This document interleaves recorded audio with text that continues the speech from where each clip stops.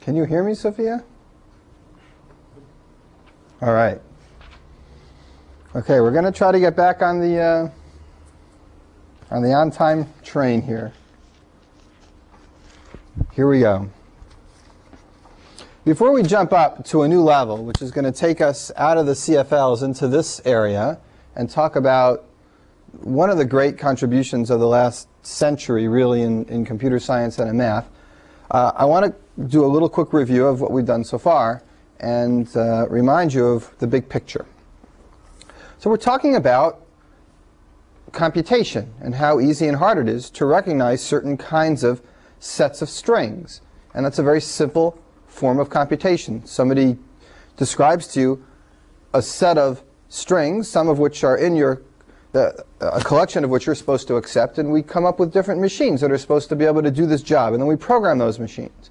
So a very simple kind of machine like that is a finite state machine, and here we can pretty much characterize and describe exactly the kind of languages or sets of strings that finite state machines can do. And for a benchmark, we'll put an example here. 0 plus 1 star, 101, 0 plus 1 star. That's one way to describe a finite state machine. There it is.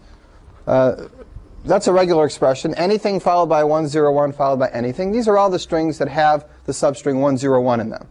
You can make a machine for it. You can make a grammar for it. There's an example of the simple kind of things you can do down here. There's a lot fancier stuff you can do with finite state machines, but they all reduce to something that looks like a regular expression. And now we're going to jump up, and we add on some more power. We give the machine a stack, and we insist that it stays deterministic. And what's an example of a language that's not in finite state machines, but is out here in CFL land? Who knows? Who can give me a good example? 0 to the n. Good. 0 to the n, 1 to the n. 0 to the n, 1 to the n can't be done by a finite state machine intuitively because there would have to be a loop in it, in the 0 part, that would pump it up and give you strings that aren't of the form 0 to the n, 1 to the n. But something with a stack can accept this and doesn't have that issue with the loop. And you can do this deterministically without having to make any choices. If you move up to the next stage, you're allowing non-determinism in this finite state machine with a stack, and that actually gives you more power. There's a distinction whether you have determinism or non-determinism at this level. There's no distinction here. Non-determinism here is the same. What's an example of something that requires a non-determinism as far as you know? Can you think of any example? Well, WW isn't even in here. I'm sorry. You mean? You mean the complement of WW? I'll put that here. I think that's an example. The complement of WW. Things that are not of the form where the first half is the same as the second half. You can do this with a non-deterministic machine, but there's no way to really do it with a deterministic machine. I've never proved that to you, but there is a way to prove it. It's hard to prove, and it's definitely there. The complement of this, WW, is actually not even in this area. It's back out here in the higher levels of complexity. What's another example of a CFL which is not a DCFL?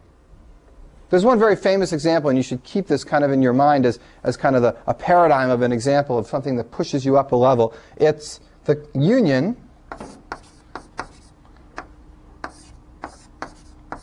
of two DCFLs that are very simple. Each one of these is a DCFL that's simple. If you union them together, there's no way to do that without non-determinism. And there's a proof that there's no way to do it without non-determinism. So this is what we've been talking about, different kinds of languages. But the really interesting languages are further out than here. In the CFL and DCFL, we have some interesting languages, the languages that describe programming tools. And those are important because that's what compilers are based on. And most of those are in here, in the DCFL world. And the kind of grammars associated with this are special kinds of context-free grammars called LRK grammars. But now we're going to move out to fancier sets that we might not be able to recognize at all with any kind of computation, and sets that require a really more powerful computation model than just a push-down machine that's non-deterministic. So moving out here, I'll put some things in decidable. And here, it's everything. There's a lot of examples of this. So one is WW.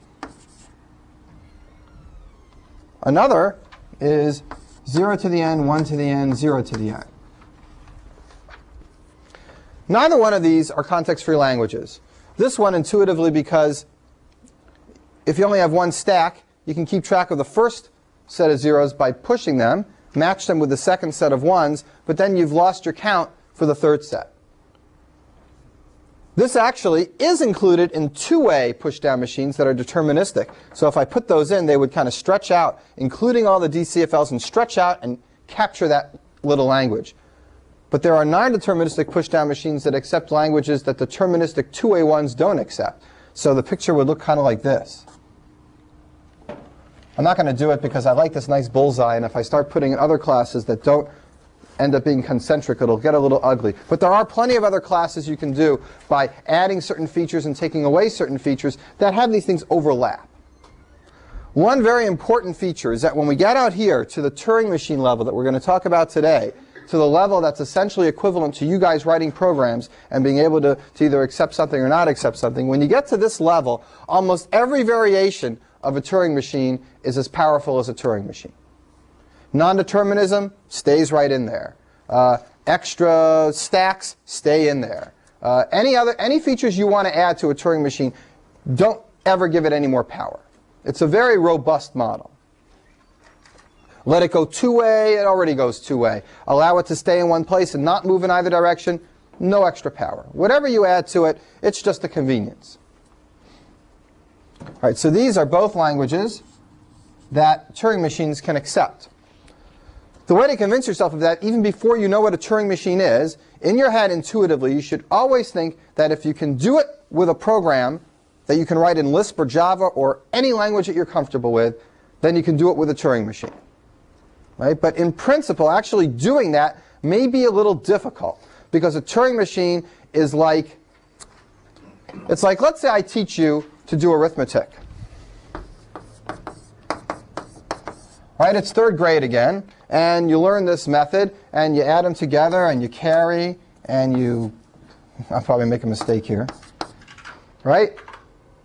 There's a procedure here, right? I could write it down. Maybe elementary schools do it. You know, they tell you what to do step by step, and maybe kids follow it, and they learn to do addition. And then you teach multiplication. You know, so that's kind of built on addition. So 8 times 2 is 6, and carry the 1, and then you do some addition later, and it's, here, I hate to just do addition, but what the hell. Did I make a mistake? There's a reason I'm doing this. All right. And now I can teach you how to take square roots. I bet you all don't know how to do square roots. Maybe you do. Who cares? You can hit the button on the calculator, right? But these are computations. This is what we think of as a computation. You could write a program that does this. You could write a program that reads these things in as arrays and actually simulates these operations. You could do it. A Turing machine has very little flexibility in how you're going to describe to do this, even though it can do everything your programs do. It's like I put one hand behind your back. I don't give you a blackboard anymore. I give you just this space in the blackboard. And you've got to write everything in a single line. And then you need the instructions. And the instructions say, go to the end of the second number. So I go down my line, like I got one little I. 8. Okay, now go back past the plus sign until you see the end of the other number. Oh, there's a 2.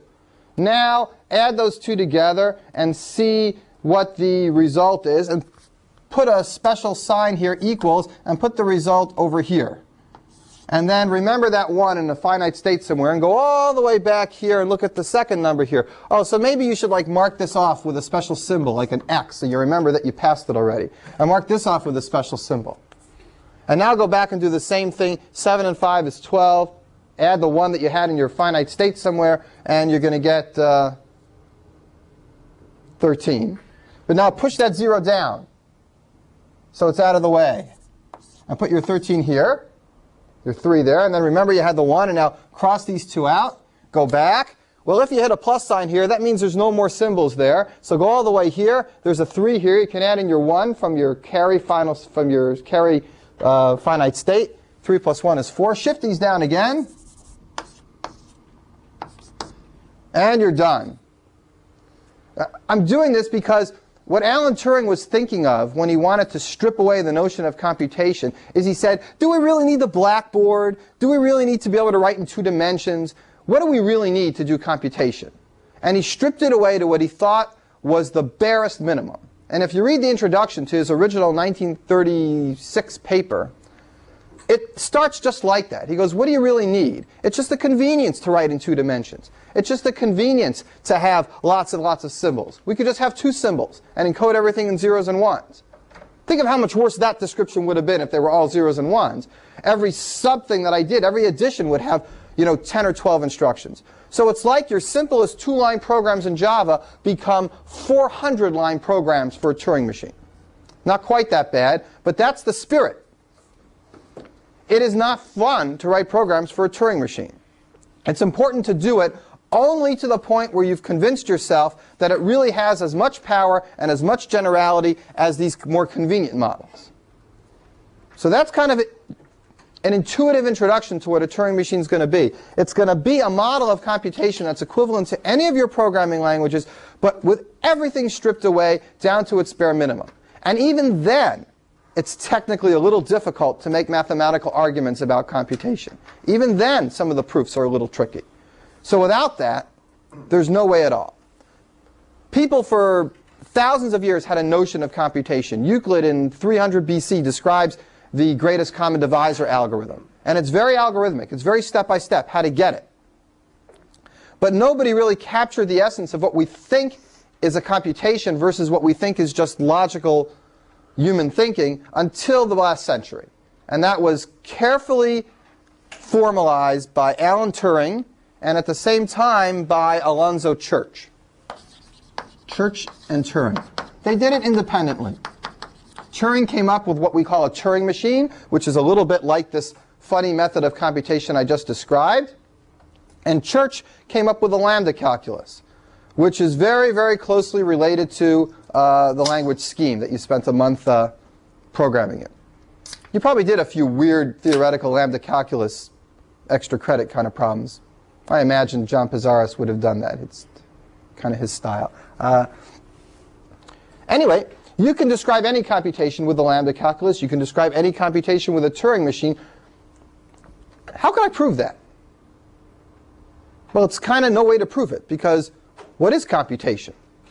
What these things really are definitions of computation. The 20th century has come. We want to formally define what we mean by a computation. And a computation is no more nor less than something a Turing machine can do. So there is a sometimes called, I don't know, a Church-Turing thesis or hypothesis or assumption. It's nothing you can prove, so it's not a theorem. And it basically says that what we normally think of as a computation, what we normally would all agree upon as humans, that this is a computation, is exactly what you can do with a Turing machine. No more, no less. Now, I should point out that this is a mild point of contention. There are some people who feel that maybe there are some computations that we can do as humans that are not modeled by a Turing machine. But that's more discussion for Patrick Winston to talk about if he gets into that area in AI. There's some nice books by Roger Penrose, who's a physicist, who talks about quantum mechanics and the idea of what you can really do with a machine, and maybe there are things organic things can do that are more powerful than any machine because of quantum mechanics at the basis of our structure, and there is no quantum mechanics at the basis of these Turing machines. And it's a big subject, it's complicated, it's mostly philosophy, and we're not going to get into it at all. We're going to believe the Church-Turing thesis that what we think of as computation is perfectly reasonable to be thought of as what a Turing machine does. And I tried to give you some sense of Alan Turing's discussion as to why. He describes addition, and he says, look, you can do addition on a long tape, it's just a pain in the butt. Okay, that's basically the idea. All right, so we filled in our diagram. Now we're in decidable land, W, 0 to the n, 1 to the n, 0 to the n. These are things that weren't context-free. Now they are acceptable by a Turing machine because you could write a program to do it. Here's something that's more complicated that you could write a Turing machine for. How about things, strings W, X, here, $X, $Y. W, X, and Y are binary strings. And accept any strings like this where if you add W to X, you get Y. Okay, so in other words, accept things that show you understand addition. Turing machines can also do output. I mean, I can have the Turing machine take W and X and spit Y out. It could also do that. But we like to keep things in the accepting world, rather in the recognition world, rather than in the computation output world. We didn't do any output with finite state machines, except in how computers work, or we didn't do output with context-free languages except in parsing. The output comes in applications, but from the theoretical point of view, you can always think of computation as yes or no, do I accept or not accept. So this is the string to show you understand how to do addition computations. Wx, where the sum of them equals y. How do you write a Turing machine to do that? It's a little like the Turing machine I was writing here, a little bit. In fact, of all I am going to give you a few Turing machine programs to write on your own, because you should get used to it. You should get a feel for it. And of all the ones I ask you to write, this is by far the most complicated. You're going to have a big, big page with some long English description of how it's working. And it's going to be quite involved. Today, I hope we'll get to some examples that are a little simpler. We'll do this one, for example, today on the board. And this will be a little complicated. Basically, I'll call them odd numbers. Recognizing odd numbers in binary. You could actually do that with a finite state machine. Odd numbers are numbers with ones at the end. So that really all the way in here.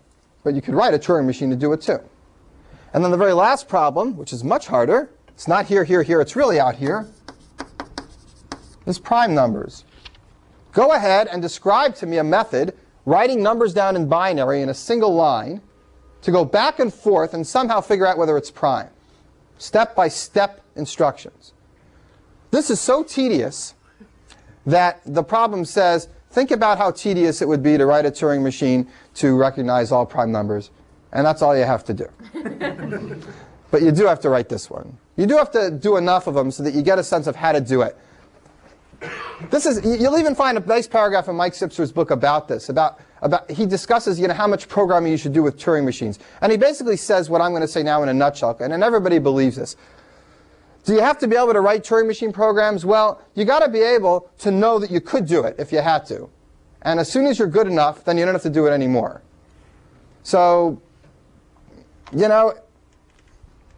can just say I'm good enough, even though you're not, but you're just fooling yourself. So do a few until you feel you really get the idea, and you could do it, and you feel it's nothing but tedium, and it's not any new idea. And at that point, you stop. And I think when you get to this one, everybody will be there. You put it on your resume? Oh, yeah, that'll help you get a job. And say, well, I've programmed many Turing machines. Oh, come right out here, please. There's our Turing machine department. Just please close the door on your way out. Yeah, well, where are we? OK, this is all meant to be intro. Other questions so far?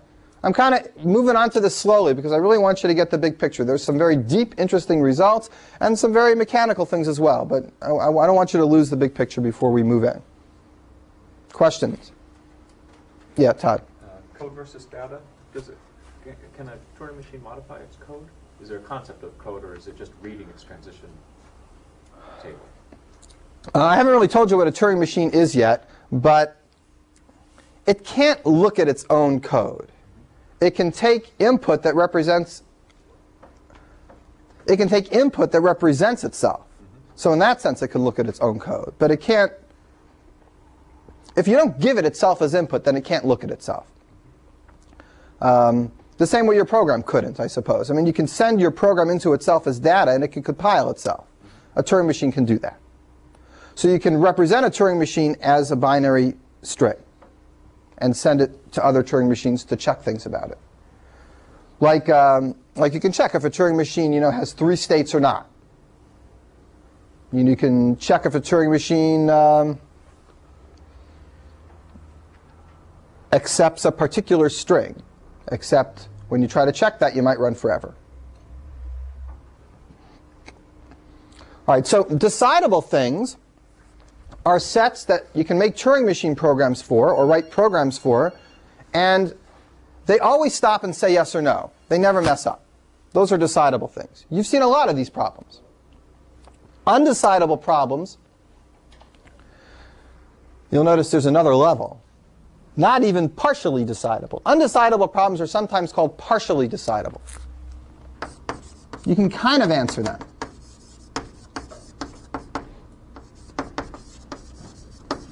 What's an example of a problem that's undecidable or what we call partially decidable? A problem that you can kind of say yes when the answer is yes, but if the answer is no, you'll never figure out that the answer is no. What's a good example of that? Post-correspondence problem, halting problem, those are all examples. Let's do post-correspondence problem as a particular example. That's where you're given those pairs of strings and you're asked, is there a sequence that's going to make the 2 concatenations equal? If there is a sequence that makes the 2 concatenations equal, you can write a program to find it. It will eventually find it and say yes. That problem, the pairs of strings that satisfy the post condition, that set is partially decidable. Because you can answer yes when the answer is yes, but you'll never know when the answer is no. All right? You can recognize that set. You'll get the answer when you should get the answer. Its complement, the pairs of all strings that don't have a sequence that make the 2 concatenations equal, the things that are not post-satisfiable, that's not even partially decidable. You'll never find out when something's not going to get those sequences. You might run forever. Problems and their complements come in pairs. Usually one is undecidable and the other is not even partially decidable. Okay? We'll talk about this again. There's a lot of terminology, so I want to give you the terminology. In our book, decidable is called Turing acceptable. He likes that term. Decidable and Turing acceptable are the same, and there's a much more standard term that mathematicians used, which filtered into computer science, but computer science had another meaning for this term. So it really annoys computer science students, and I think Mike Sipser correctly got it out of his book and left it as a footnote. But mathematicians call this set, Dimitri knows, right? Recursive, yeah. Recursive. I won't even write it clearly, just in case you'll write it down and get it confused. No, it's fine. These are called recursive sets. They do have something to do with recursion. They do, but they're likely to make you think the wrong thing.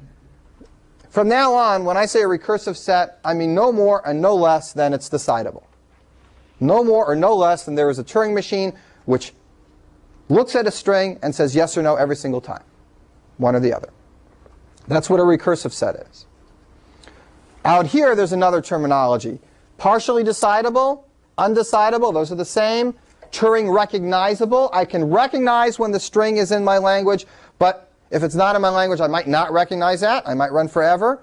These programs are not real programs. They will loop forever, possibly, if the answer is no. They will only give you the answer correctly when the answer is yes. So we don't really like problems that are out here very much because they're hard. But they're better than problems that you can't even recognize. Okay, so there's a little bit of a distinction in these two levels, but they're both bad. They're both too hard to do. The equivalent to recursive in this level is called recursively enumerable. Recursively enumerable. Recursive, or sometimes RE, short for recursively enumerable. It's just another term for the same idea. Anything out here that is not partially decidable is called not recursively enumerable.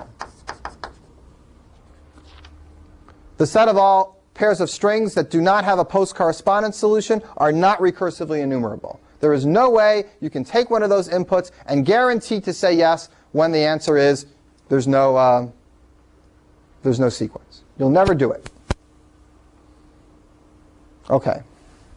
Part of what we're going to be doing in the next week is talking about Turing machines, talking about what they really are, doing some real examples, talking about how you come up with problems that are undecidable. How do you come up with a first one? Once you come up with a first one, you can do reductions to other ones. And we did some of those reductions for context-free languages. You come up with very practical problems that nobody knows how to do. And it's an interesting result.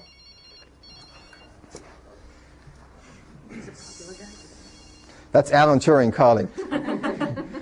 You are completely misrepresenting my idea. He says in his English. Oh, jeez. I was thinking of Alan Turing was really a German spy, and that's why the British. What a bad imitation. I can't do a British accent. I can only do German. Passing the blushing test. Here, get that on camera. So what did he have to say? Sorry for interrupting. Yeah, sorry, I'll go back to my grave now. All right. Inside here, inside the decidable ring, is a whole big area of science called complexity theory. And it gets divided into numerous concentric circles and overlapping circles, dealing with how much time it takes to decide things and how much space it takes to decide things. When Mike Sipser gave his colloquium, he showed a very nice picture of this ring expanded out into all its different commonly talked about classes. But if you go, do some research, you'll find complicated diagrams describing the whole hierarchy from here to here. That's what we'll do maybe the last couple days of the class. If we get a chance, we will go inside here and blow it up. Inside here is the P versus NP question. Inside here are time hierarchies and space hierarchies of how much it takes to actually do a problem, not just whether you can do it or not. But right now we're at a much higher level. Where it's like that would take a zoom in. But now we're way zoomed out and thinking just whether you can do things or not, and just these very, very basic distinctions in computability and in computation models, rather than the time it takes for a particular Turing machine or for Turing machines in general to do things. We're not talking about that yet. We'll do it later. Just Yeah. aside, why do you like that bullseye diagram? I don't know. Why not just do it as hierarchy, like layers above each other, and you could write horizontally. Yeah, maybe I should do that. I don't know, because this is inside this, right? Think of this as just one big world. So the world of decidable things includes the finite state machine. Well, then, like inheritance, you don't use bullseye diagrams. Yeah, well, I do, I guess. I don't know. This is the way I've been doing it. Maybe there's a nicer way. I don't know. I don't have a good answer. All right, so questions about the Church-Turing thesis, questions about this diagram, the big picture, where we're going, anything? Questions? So a Turing machine, more or less, is a finite state machine, except it's got, well, it doesn't have finite states. It's got kind of infinite states. But it's not really just an infinite state machine. It's not just the same thing and say, well, now you can use as many states as you want. Because how would you write such a thing? Right? You'd say ... It doesn't make any sense. So you don't just say, okay, well, now I'm allowed an infinite number of states, even though intuitively that's kind of what you're doing. What you do is you say you still have a finite number of states, but I'm letting you manipulate a very long tape that goes on forever.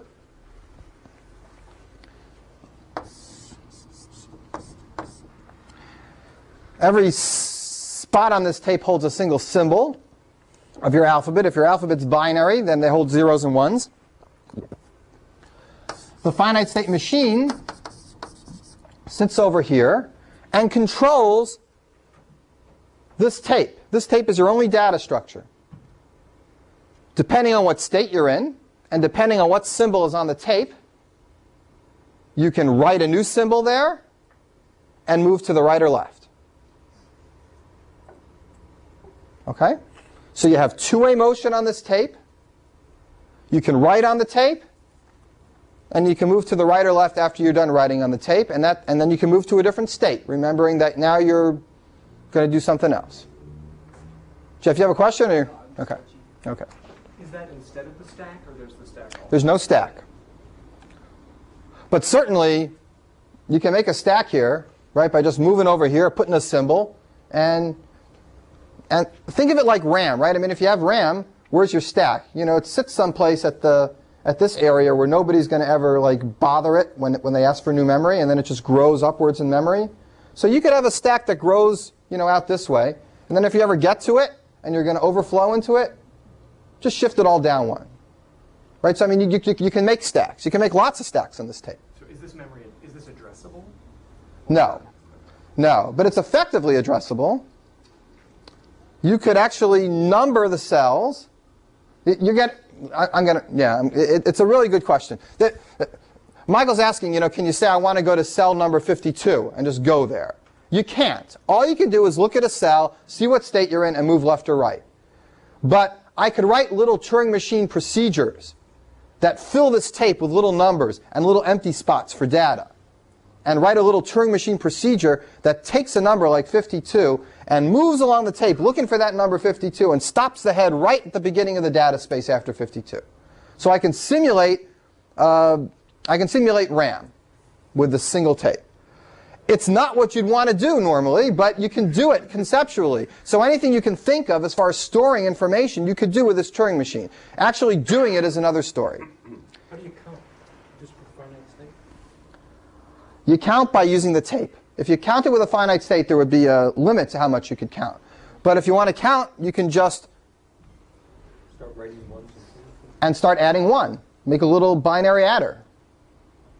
And shifting it over and carrying the 1, and if it's 1 and 1, go to a 0, and So I can write a little addition between finite state machine. sure. You can definitely write an addition algorithm in a finite state machine.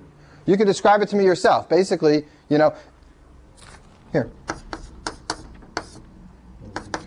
Let's do an add 1, right? Go to the end of the string. If it's 0, just change this to a 1 and you're done. If it's 1, change it to a 0 and move left. And then do a loop. So that description is a finite description, and it uses this infinite tape to let you do it on numbers as big as you want, and that's a counter. And you can surround your counter with special symbols on your tape. You know, like a sequence of 6 1s at one end and a sequence of 6 1s at the other end or something.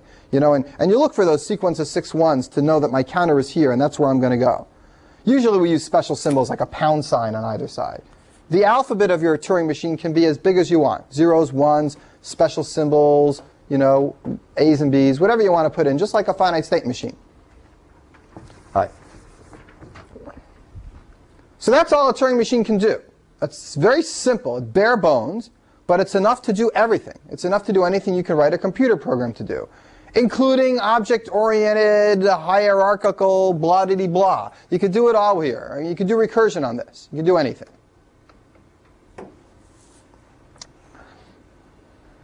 Okay. What does the program look like?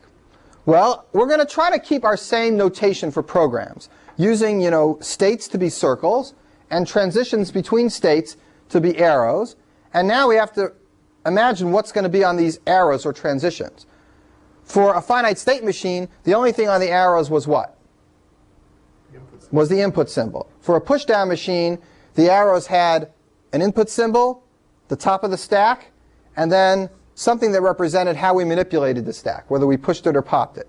Here, every arrow is going to have a symbol that we're looking at, followed by a new symbol that we're writing on it, on top of it.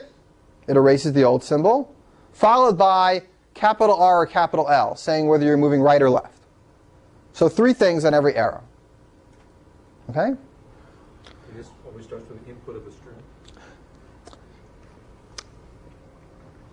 I'm going to say yes, but I'm going to get rid of the always, because we'll talk about, there's different ways of thinking about a Turing machine. But the standard thing is, imagine that the input is given to you from the left end to the right, and after it's done, there's nothing but blanks. Capital B's represent blanks on the tape, and the tape is filled with blanks. So you can tell when you get to the end of your input when you see a blank. And you can certainly, here's the thing, the reason I said always, yeah, the input is given to you here. But if you want to kind of not lose your input, you could easily copy it over to any other place on the tape. It doesn't take much of a Turing machine program to say, look at this symbol, move over until a blank, copy the symbol there, move back, get the next symbol, copy it, move back, get the next symbol, copy it. I mean, it's a long job to copy a bunch of symbols in a Turing machine instead of just, a single memory instruction, but you could certainly copy it anywhere you wanted and never lose it. So once the input's given to you, you could clean off the tape, put it way down there, and use this as your work area. Yeah? How does this differ from a two-way pushdown machine? Where does the extra power come in? Being able to go left and write on the tape anywhere you want is more powerful than the stack. A two-way pushdown machine can go back and forth on the input, but it can only use a data structure that's last in, first out. And this lets you use any data structure at all. But Chris is asking a good question. If I allow a two-way machine to have two stacks, then it can actually do everything here. And that's not such a hard proof. Maybe I should finally just explain that. I've been saying it about a dozen times this year, right? Now that you know what a Turing machine is, let's figure out how to do it with only two stacks instead of this big tape. Here's what a Turing machine looks like at some point in its execution. It's looking at the 0, and there's a whole bunch of symbols to the right and a whole bunch of symbols to the left, and arbitrarily long to the right, arbitrarily long to the left. Here's the idea of doing it with two stacks. Let's say you want to write a 1 here and move to the right. So the next picture would look like this. And the head would be here. Okay? Write a 1 and move to the right. All you have to do is imagine that somebody snipped this infinite tape in half. And this side is one stack, and this side is one stack. And when I go ahead and change and write something and move to the right, I'm pushing onto the left stack, and I'm moving to look at the other stack. And if I go left, I push on the right stack, and I move to look at the left stack. It's just a matter of moving your symbols. An infinite tape is simulatable with two stacks. When you move to the left, pop it off this guy, push it over to this guy. When you move to the right, do the same thing. So two stacks is enough to represent any kind of general tape that goes infinitely. That's kind of the idea. Does that make sense? Some of you it does. All right. We need to get into some real examples, I think, to actually do one. As tedious as that can be, it's also, I think, a little illuminating. So,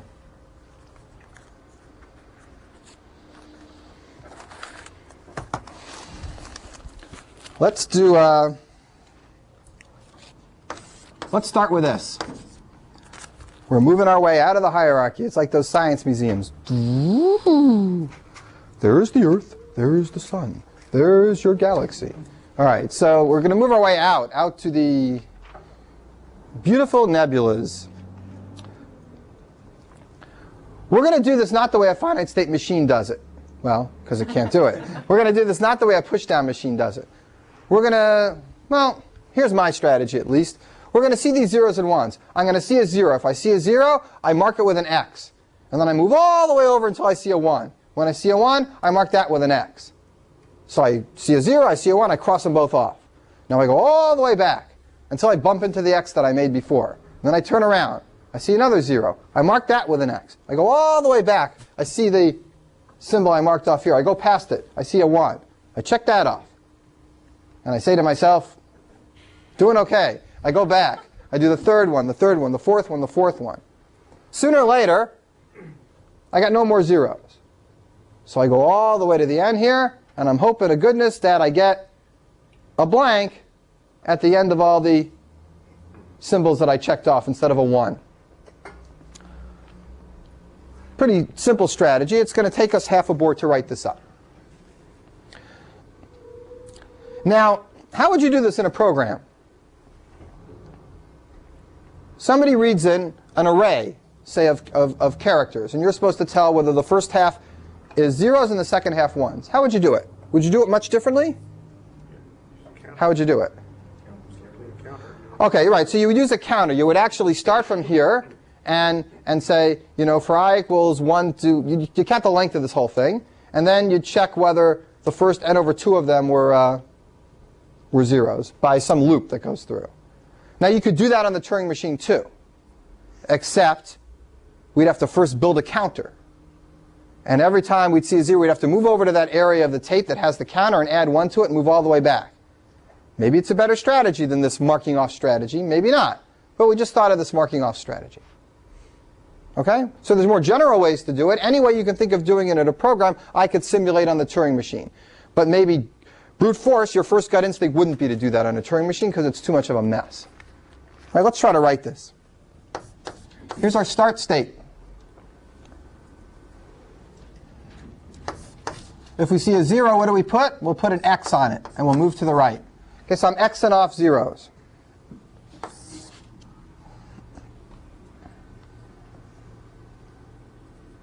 Now what? You write this machine for me. I got it down here. If you make a mistake, I'll fix it. Skip all the zeros that you see. I agree. That's a good idea. Skip all the zeros. How do you skip zeros? If you see a 0, write a 0 on top of it. You can leave a symbol the way it was by just writing it over on top of it. So you can move over any symbols you want and then move to the right. Where'd you X the first one? Because when we come back, we got to know that we looked at it. We're going to be checking each one of these against each one of the ones. Right? All right, now what? All right. Those of you who are so forward-looking as to notice that we might have to add something else in this loop, good.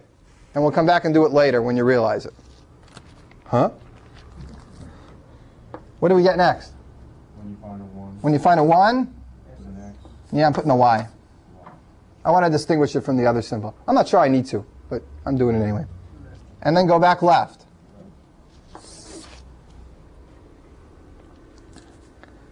Now what?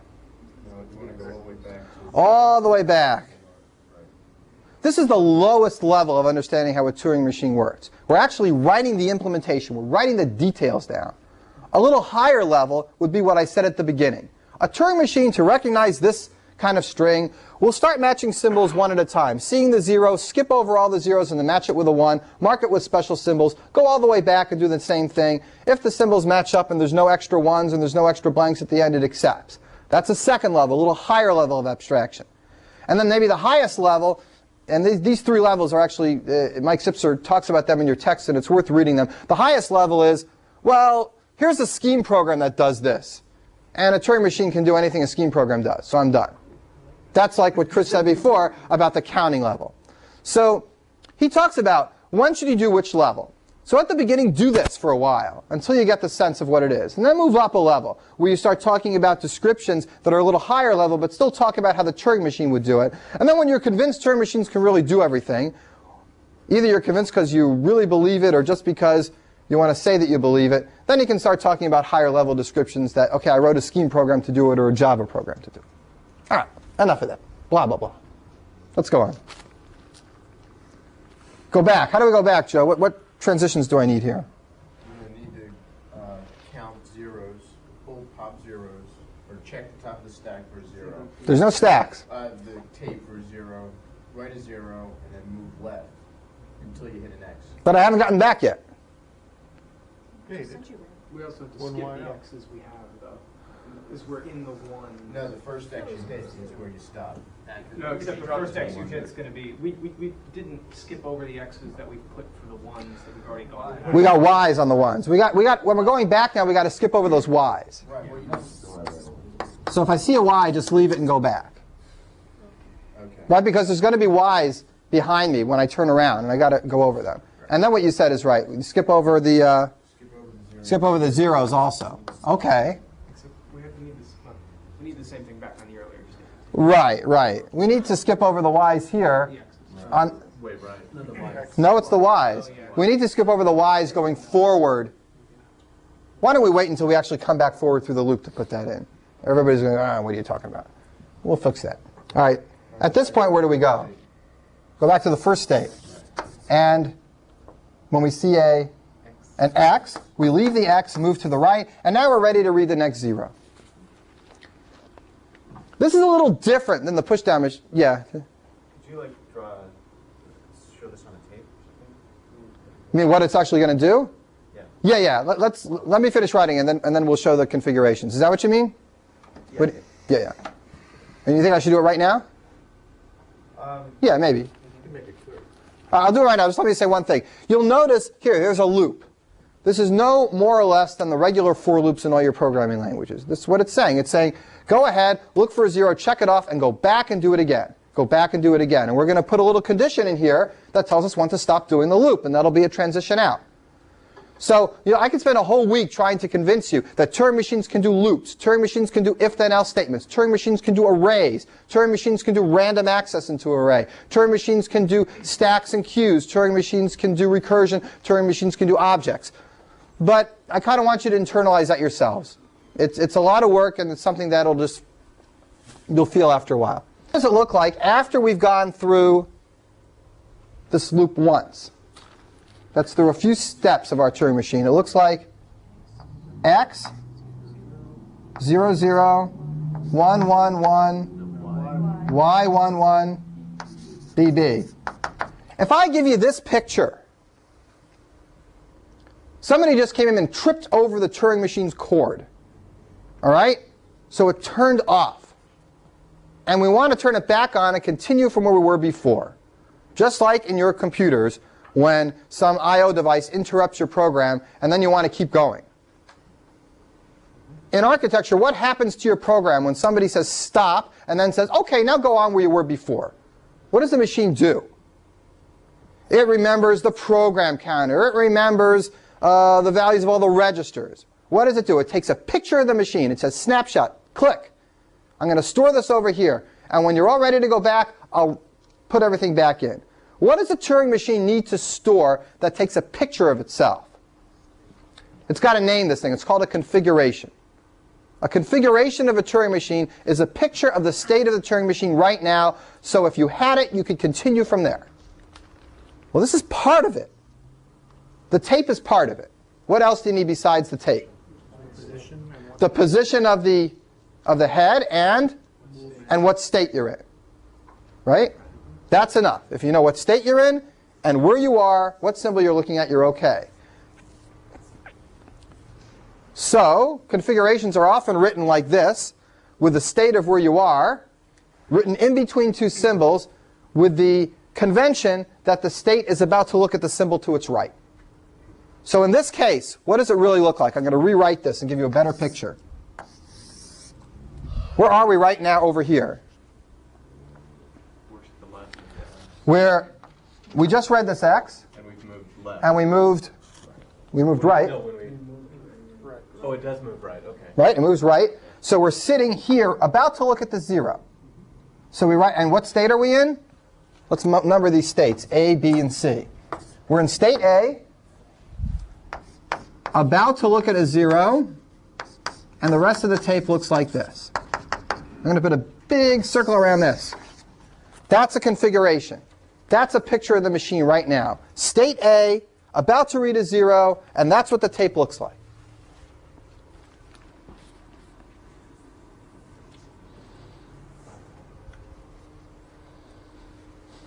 If I put a lot of these configurations one after the other, that's a history of what the Turing machine did.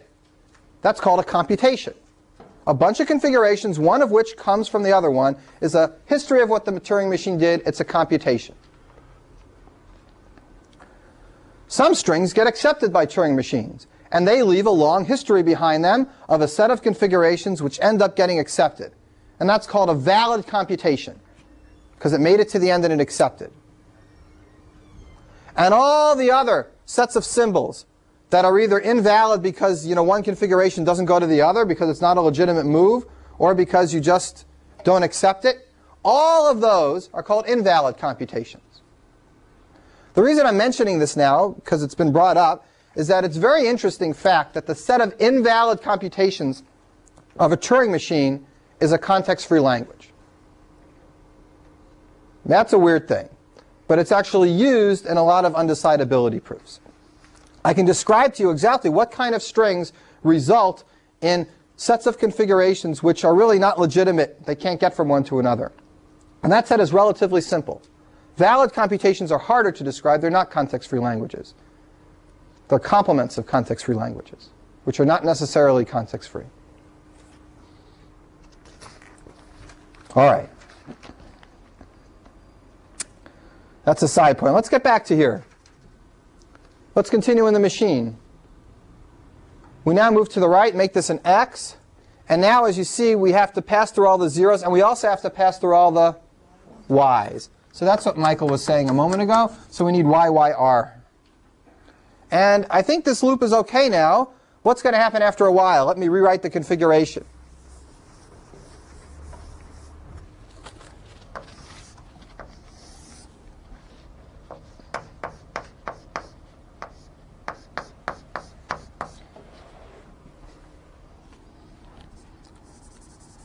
Let's do this. Let's say I wrote the last 0 in, and I change it to an x. And now I'm moving to the right, looking for 1s. Then I finally find a 1, right? And I turn this to a y. And I go back, right? I turn that last one to a y. We don't go back. No, y1 left. We don't have a rule for when we're on blank. But you're not on blank. We're not on blank. We went left. Oh, we went left. We went left, and then we're going back over all the y's. And then we hit an x. This is left. This is right. and then we hit an x, and what do? You go back right. So normally we hit a 0 at this point. But now we hit a y. That's our clue to get out of this loop. That's the while condition. If you see a y, leave it y, and go to the right. And what's more, keep going to the right until you eat up all the y's. And what are you hoping to find? No y's. You're hoping to find no 1s. Right, you're hoping to find just a blank. And if there is a blank, we're going to go to a cleanup state. That's an accepting state.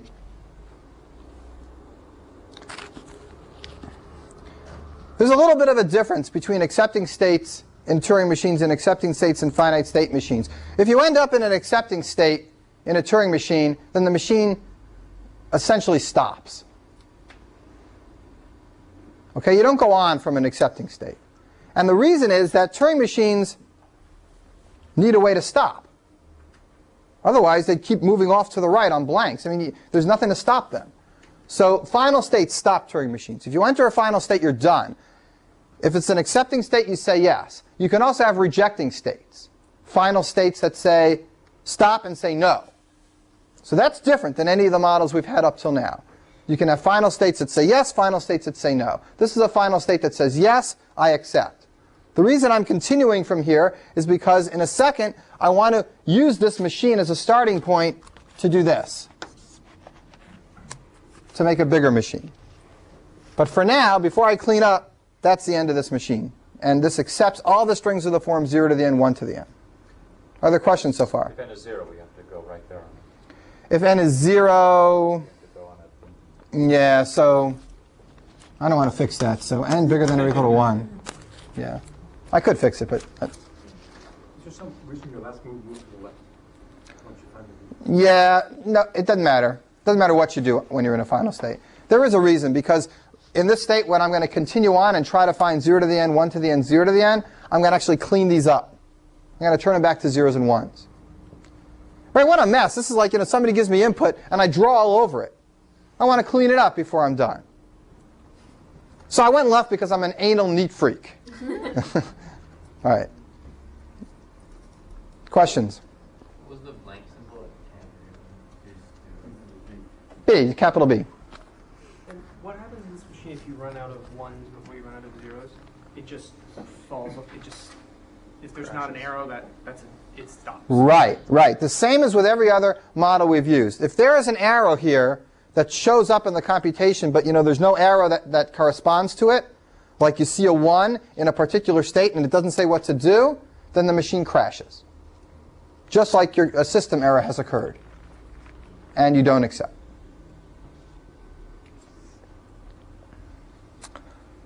Okay, questions?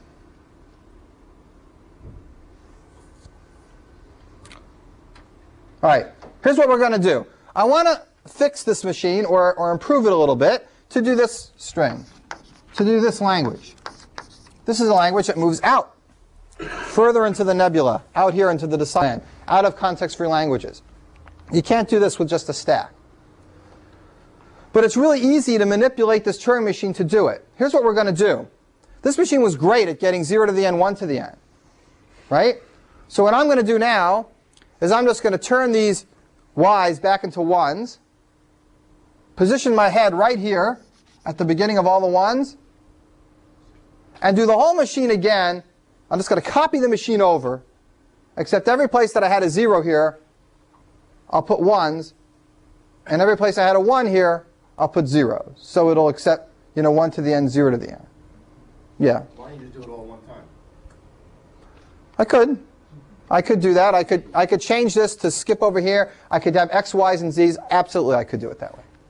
I didn't do it that way because I want to kind of give you the feeling that Turing machines can have subroutines. And you can use them to build up on themselves. But you could certainly do it just all at once.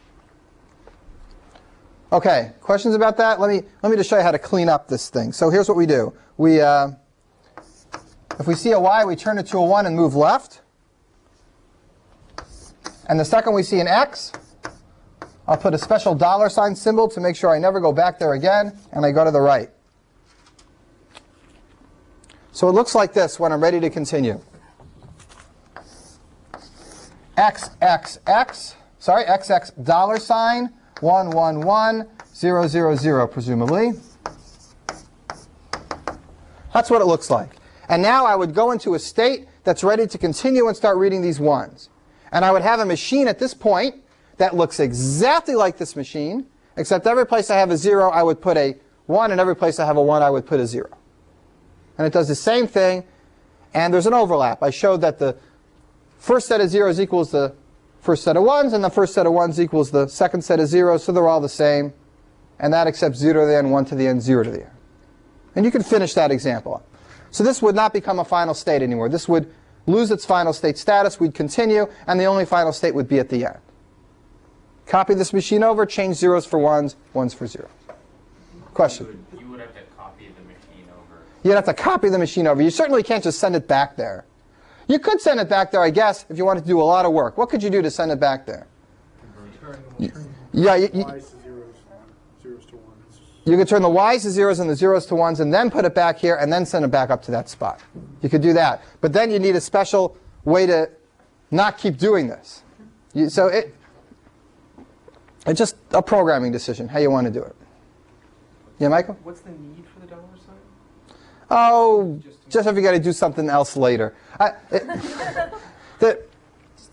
It's often you put these special symbols in Turing machine programs to kind of indicate like a marked spot. Well, let me talk about some examples of why. In this case, there aren't any particular reason, because we're done. But there's a lot of other places where you might do it, and it's just kind of a good thing to do. Mark the left end so that we know that we're working with this part of the tape, and everything past here is just garbage. We don't care about it. So it's just a way of marking your garbage area. Okay, questions about this? This is a notation that is mildly different, and I don't like it as much as this. You are free to use whatever notation you want as long as you make it clear what the Turing machine is doing. Right? And the book is not too different than this, but sometimes the book has 2 things, and sometimes they have 3 things.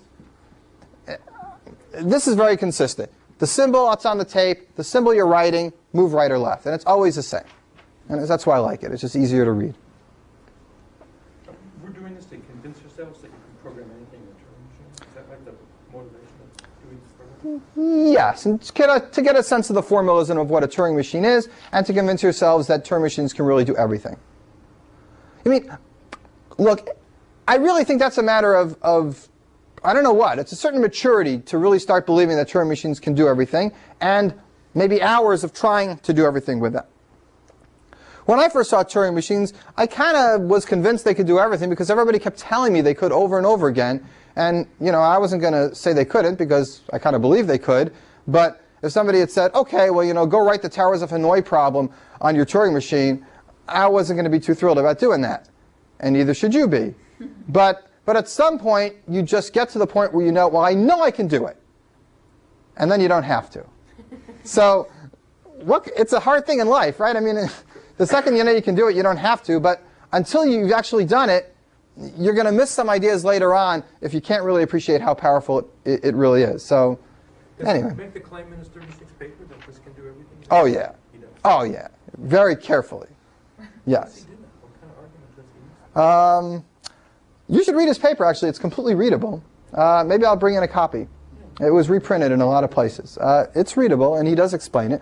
Our book explains why it's similar to other variations, which I'm going to talk about right now.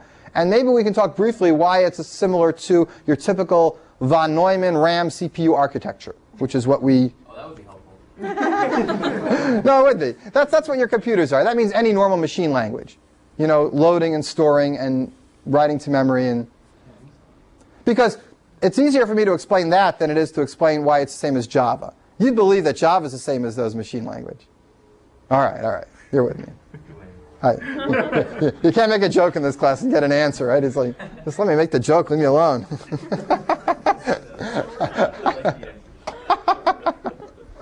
Was one of these things built? I mean, he wrote this paper a long time ago. Did someone first build one of these things and then build something more complex? You mean actually build a machine that... No. Not that I know of. No, I can't imagine why anybody would. Well, but they didn't have anything else. I mean, there was nothing. Somebody said, yeah, so this is no, but actually this is in the mid-1930s. So there were kind of electromechanical. Konrad Zuse in Germany, I think, had something, or maybe Iowa. Where was he? You gotta wonder my history of computing. It's going to change my accent, that's for sure. I don't really remember the very first electronic computer, but certainly by the 40s there were electronic computers. The ENIAC, Eckert Moschly in University of Pennsylvania was in 46, maybe 47, 48, something like that. Von Neumann himself, who kind of described the general computer architecture that we more or less use today, he built the machine in 1950 or 51 or so, soon after I think he died. So this is only, 10 years before those actual electronic computers were built. So even 10 years before that, there were probably electromechanical kind of prototypes that people were... I mean, Charles Babbage in 1880 had a mechanical computer that was much more powerful than this Turing machine. Was it general but purpose? you couldn't be more powerful. Well, there was... It wasn't as elementary. It wasn't a Turing machine. It was more... It had a mill and a store. He didn't actually finish building it. It was the analytical engine. He lost funding for it. But he built... we're going to get it... No, it's worthwhile. Charles Babbage is a really interesting character. But anyway, in 1880, he had mechanical plans on paper to build something equivalent to what today is a computer. And it was much more complex in its robustness than a Turing machine. But you're right, it wasn't any more powerful than a Turing machine. But it had a memory and a CPU, and it was similar. It just was mechanical. Purpose, though, it was The one that was built was a difference engine. And that is a special purpose computer that does finite differences, kind of like in a discrete math way. But he had plans on paper for something called an analytical engine, which was a much more general thing that actually read its input and saw a program and executed the program by storing information in the mill, which was the memory, and the store, which was the memory, and the mill, which was the CPU, to do its calculations. So we did have on paper something which never got built. The thing you see in pictures, the crank thing with all the different posts, that's a difference engine. The history is kind of interesting. So nobody saw this theory and said, okay, let's build this and then work our way up to computers. That didn't happen. Maybe Bill Gates before he did Microsoft or something. He's thinking, oh, this idea isn't going to work. Software, that's it. Now I'm a billionaire.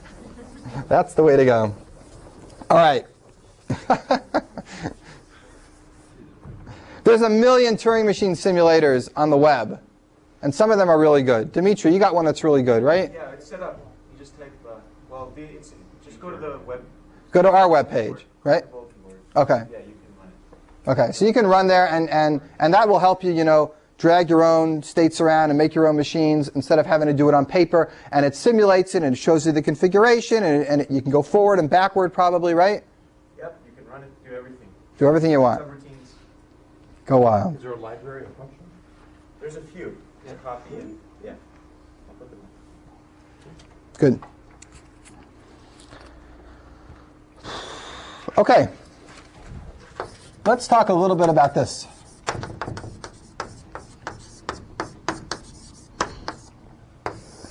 I mentioned in advance that all the variations of Turing machines, for the most part, they don't give you anything except convenience. But I want to list some of these and talk about why, at least in principle, they can be simulated by machines that don't have these extra features. And that would, at least intuitively, prove that they don't give you any more power, that they only give you convenience. So let's work with some very easy ones. Option number one.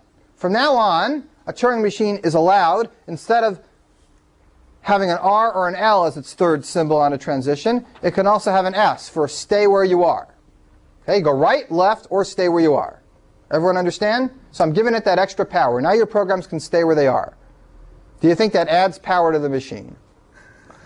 It doesn't add power to the machine. Why not? Because any transition you have that has an S on it, you could replace it with a transition that moves to the right, leaves the tape the way it is, and then moves right back to where it was, moving left, leaving the tape where it is. You just simulate that single transition with two transitions that go to the right and then to the left. And you can mechanically take any program that has these S's in there, that means stay the same, and convert them to another program that's completely equivalent, that has only R's and L's. Do you believe you can do that? All right. Well, the next few things I'm going to try to explain, you're not going to believe so readily because they're harder to explain. But at least that one, I think, is a very clear simulation of one machine by the other. So we'll say stay put an option.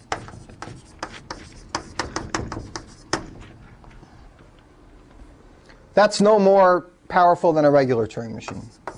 Number two, two-way infinity. Now the tape looks like this.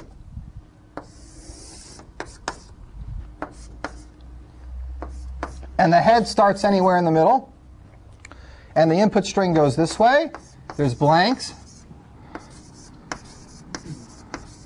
There's blanks on either side of the input. Maybe this gives you more power. What's normal? Normal is that there's an end, that you start and it's just ended here. And you just go one-way infinity. That's normal. So actually, if you ever move off the left end of a regular Turing machine, that's a crash. That's like a division by zero. But here you never have that problem. You can move any way you want. And look, I could have spun this lecture around because, look, you're beginners and you're just starting to think about this stuff. And I could have made it seem like the second infinity really gave you extra power. I could have said, hey, that's like one stack, and now this is like two stacks, right? And I go really fast, and you'd say right. Well, maybe you wouldn't. You're all very smart, and you'd probably, but you trust me too. So that's tricky, right? Right? You trust me, I can just make things up. So don't stop trusting me. But the point is, this doesn't give you any extra power. I want to know why. I want you to be skeptical. Why doesn't it give you extra power? How could you manage to simulate any Turing machine that had two-way infinity with a Turing machine that has one-way infinity? I'm going to give you a program that runs on this kind of machine. You've got to convert it to a program that runs on the other kind of machine. Now, this description of how to convert one program to another is not as obvious as the description that you use for number one. And we need kind of a bigger strategy. So, Joe, did you have a question?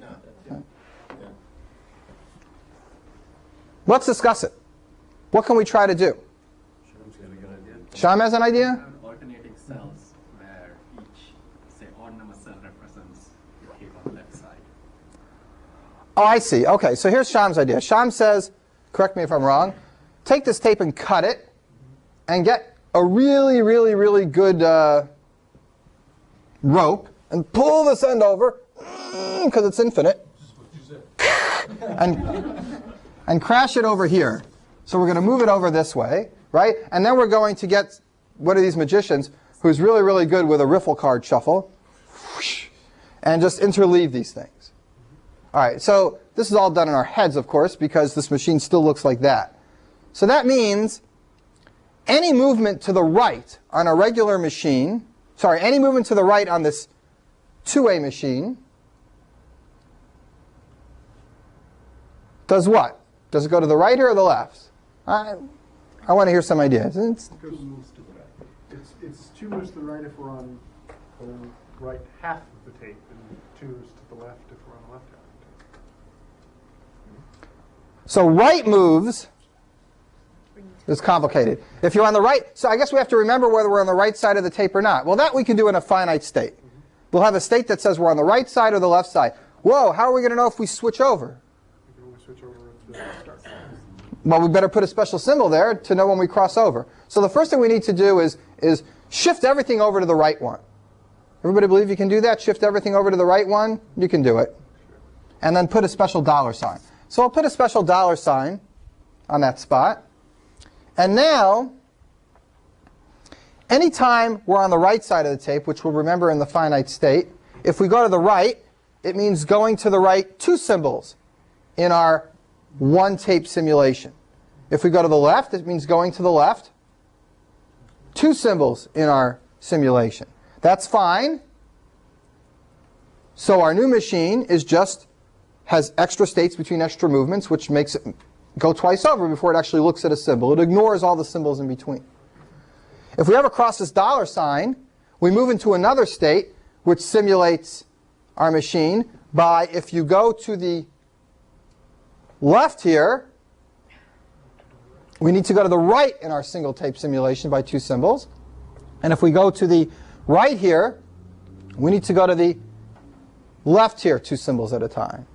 So this is a perfectly fine way to do it. And it's not the only way, but it's a perfectly reasonable way.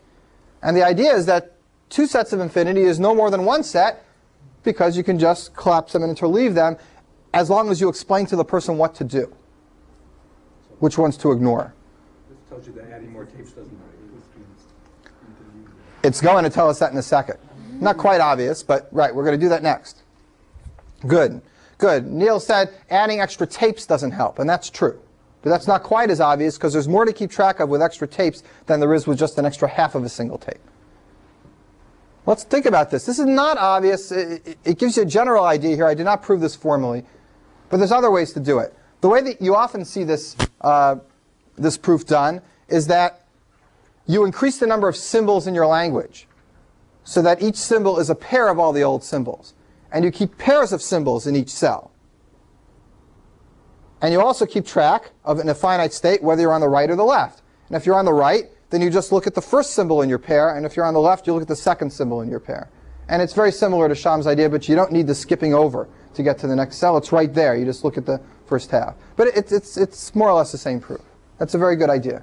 Good idea, Sham. Yeah, Joe, you have a question? Could you just say, like, put a mark on the first one and move to the middle of the infinite state and put a mark, and then simulate a 2-way stack that way?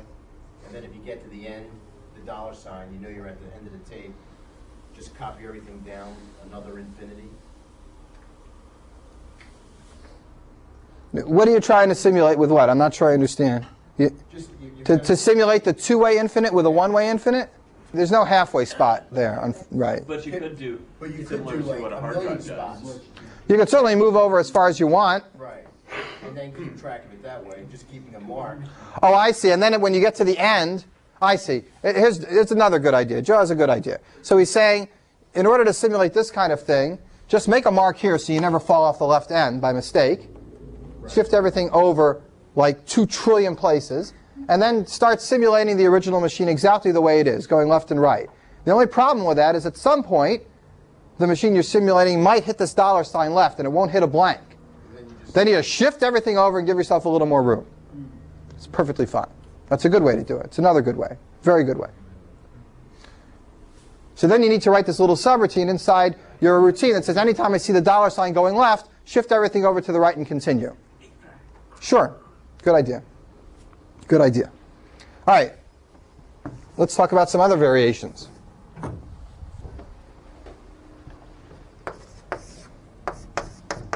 Lots of tapes. Lots of tapes, lots of heads. You can control each tape independently. Each tape has information you can write on it, and you can move right or left independently on each of the tapes. So it looks like this. Like a hydra.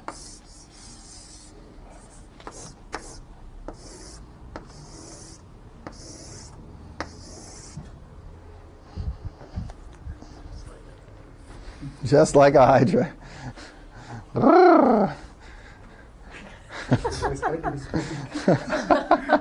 What is a hydra? Do they have German accents? Atanasoff, that's the guy in Iowa. Howard Atanasoff. I was wondering who he was. There was a big fight whether he was the one who first invented the electronic computer. Anyway, Grant Wood, that's what I'm thinking.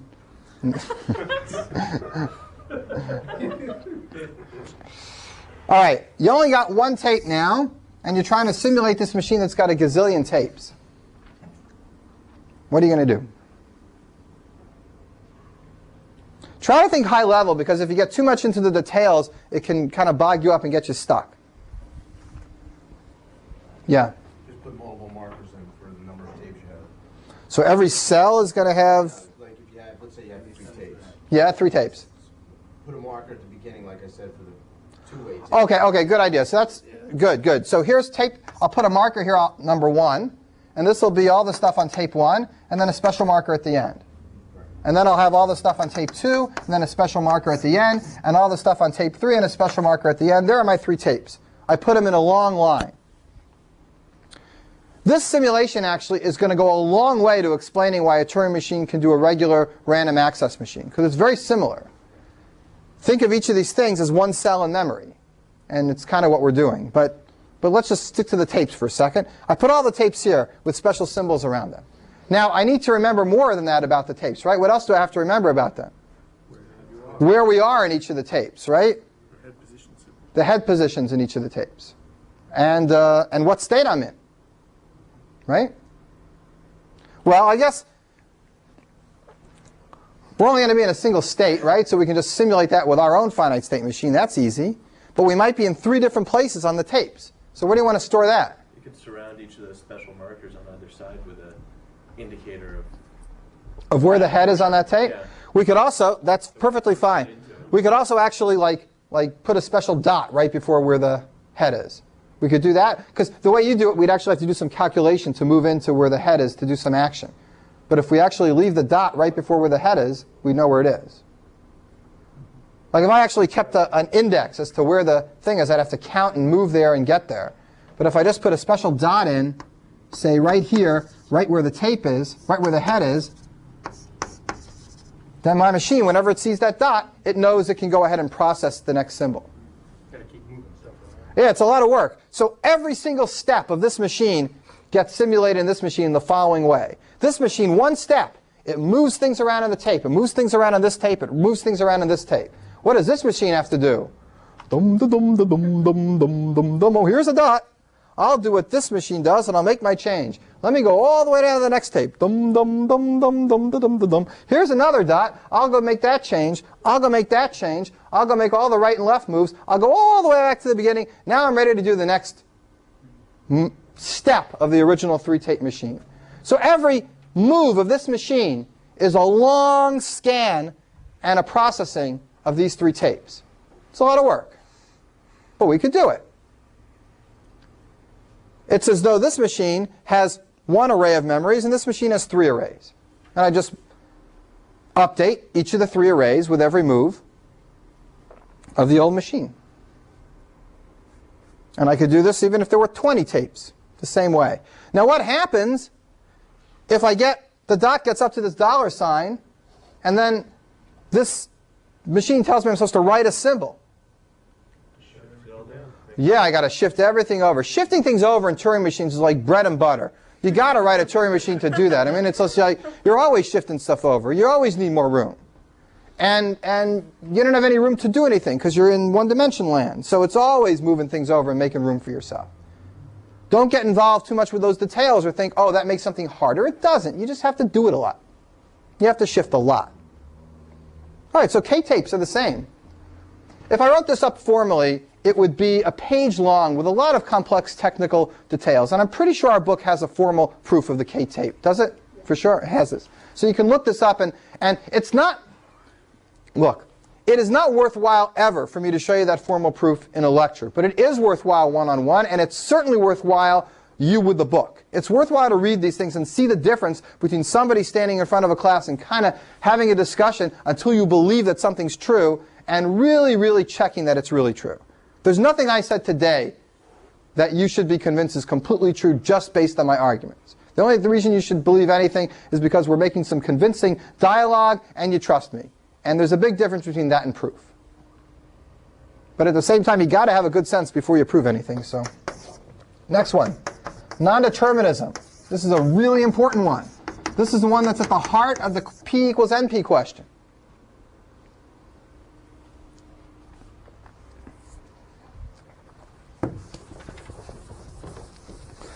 Non-determinism, thank goodness, in this class, you know what it is, so I don't have to take like a 2-hour timeout to explain the idea. Non-determinism just means you got transitions coming out of a state, and you don't know which one to pick. You know, the symbol says 0, write a 1, go to the right. The symbol says 0, write a 0, go to the left. Which one do I do? It gives your machine some power. You have choices, and you can take any one of them, and as long as they get to final configurations, you accept. It gives your machine power, at least convenience, to have that. But does it really accept anything more than it used to? And the answer is no. So let's try to figure out how we could simulate a machine that's non-deterministic with a machine that's deterministic. And this really needs a careful thought. And I think we'll do this example and then we'll quit for today. We got a lot more we need to do before we get into this whole theory, but this is a good stopping point. So let's talk about non-determinism, get this down, and quit for today. Okay, let's think before I write down a solution or describe anything to you. You've got a machine now, let's say that can make at most, let's say the state that has the most choices is a state that has 4 choices. But one of the states is going to have the most choices. There's some finite number. So let's say it's 4. It could be anything. It could be k, but 4 is good enough. Now, I've got a machine now that only lets me have 1 choice on a state. How can I simulate that machine that has 4 choices with my machine that has 1 choice? This is really a tall order. Yeah, do you have an idea? Can we copy your input string 4 times and run it in series? We could, but that's not enough. We would represent that state with 4 choices, with 1 choice being in this part of the series of the computation, choice 2 being in this part of this computation, choice 3. Yeah, so you're definitely on the right track. Chris's idea is to take the input and kind of run lots of different choices through it. But let me back up again and give a big picture, because there's going to be a mild flaw with that idea, but it's the right direction. Yeah, Joe, you have a continuation? Send it to a subroutine, set a flag, and then send it down 4 states. Put 4 new states in a subroutine. Send it to the subroutine, set a flag, and send it down to the state that the flag hits. You say you want to make it determinate, so that you have to... We want to make it deterministic, right. So you put 4 states in to simulate the 4 different paths you can take, right? Okay. And they're looking for a particular flag. You send it to a subroutine that's going to determine what state you're going to be going to, what state is the right state to be heading to. You set a flag, and then you go down those 4 states and the flag hit. But you don't know the right state you're supposed to be going to. You have to really try them all. I mean, there's no way to know. There's no subroutine that can check that for you before you actually do it. You have to really try all of them. Um, I mean, yeah, Chris, you have an idea? if you could write a machine that for every single combination of choices, Yeah. try them all, and if any of them came up as in an accept state, you win. If you can do all that in one Turing machine, then you're set, right? Yes. It's ORed together, Yes. and you can't do all Yes. that big. Yes. It's a very good idea. Let's follow that a little further. See this little dot? That represents a configuration of my non-deterministic Turing machine. Now, remember what a configuration is? It's a picture of the tape with the state in the right place and what state it is. So that's a picture of my non-deterministic Turing machine. Now, what does a regular deterministic Turing machine look like in this picture? Here's a configuration. What's the next thing going to look like? Another configuration, another configuration, another configuration, and it goes and goes and goes, and sooner or later either it says yes or it says no or it goes forever. Computations on deterministic Turing machines look like a long line of configurations. Very boring. What does a computation look like on a non-deterministic Turing machine?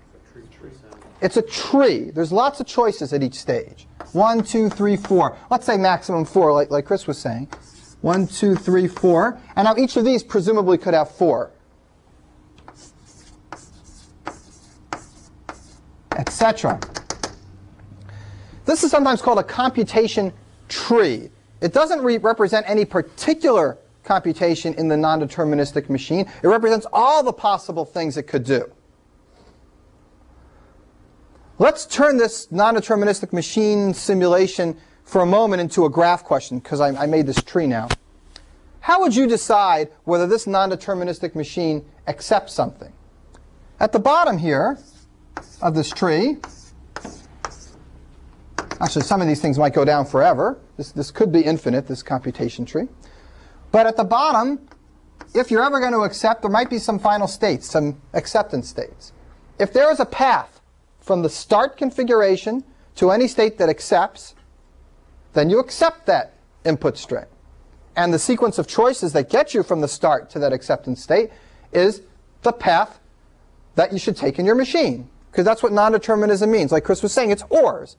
If any one of these, or that, or that, or that, gets you to an end, you accept. So what we really like to do is figure out whether this non-deterministic machine tree representation has a path from the root to an accepting state. How do you do something like that? We're back in algorithms now. Forget about Turing machines for a second. Somebody gives you a description of a tree that's built this way. It's called a non-deterministic machine. But you could generate the tree from that machine. You could store it in a data structure. You could build it as deep as you want. I could have given it to you as an assignment. Here's a bunch of finite states. They say what you're supposed to do on these symbols. Build me a tree of configurations. And what are you supposed to do to determine whether you accept or not? You're supposed to go ahead and find out whether there's a path from the top to a leaf that's an accepting thing. That's just a traversal of this tree.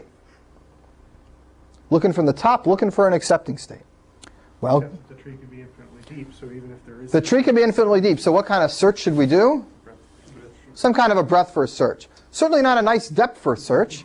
Let's do a depth-first search. Dum-da-dum-da-dum-dum. One day I'll come back. As soon as I hit an end, I'm out. I'm going to backtrack, Mom! I mean, it's like, you never come back, right? You can't do a depth-first search. You got to do a breadth-first search.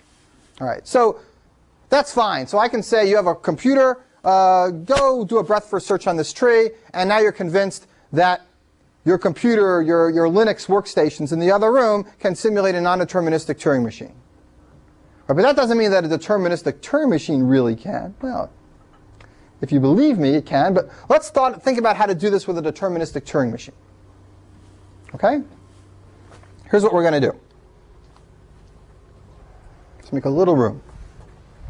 Your programs can, so a deterministic Turing machine can too. Let's see how it's going to do it.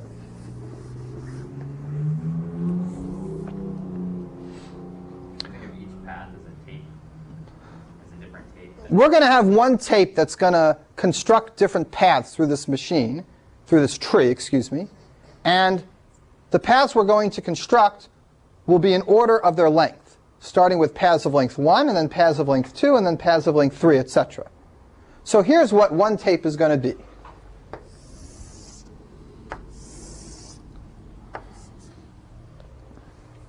We have 4 choices of length 1. We can either go here, here, here, or here.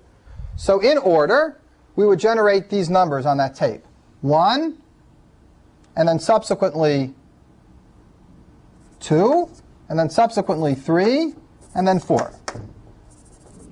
Every time we generate a number, we do a lot of work. I generate this number 1.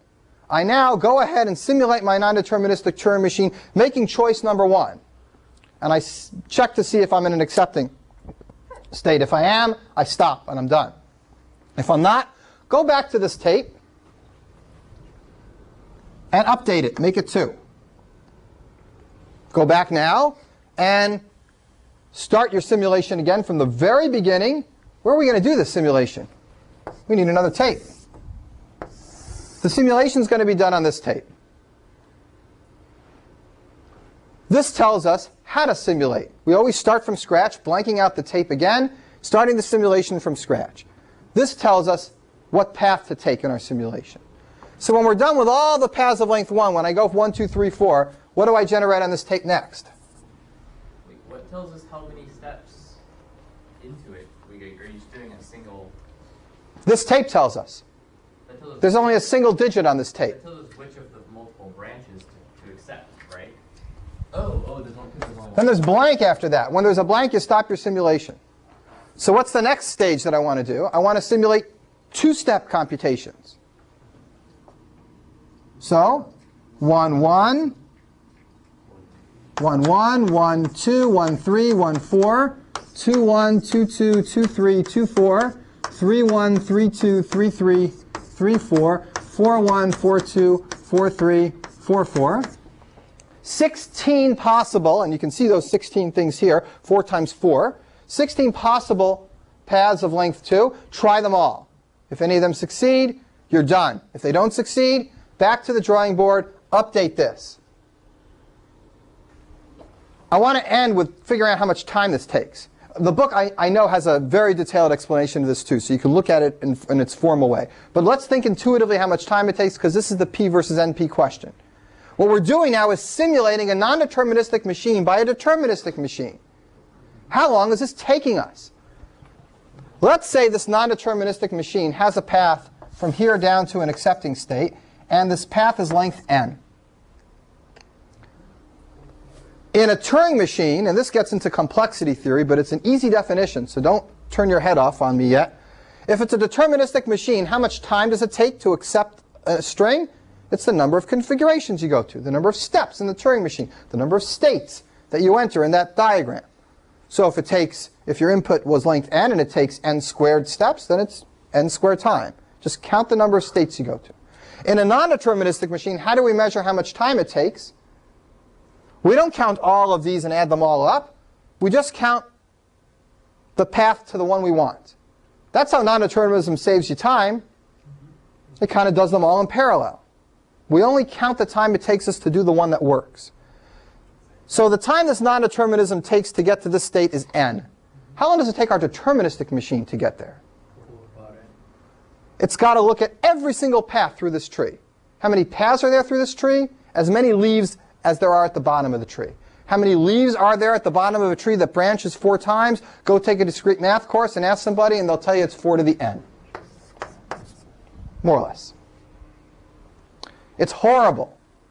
It's exponential. It's terrible. And where does the 4 come from? It's some constant number that comes from where? The maximum number of choices you have in the non-determinism. So that's fixed. It's a constant number. But, whatever it is, and in fact, you could rewrite the machine so that's always 2.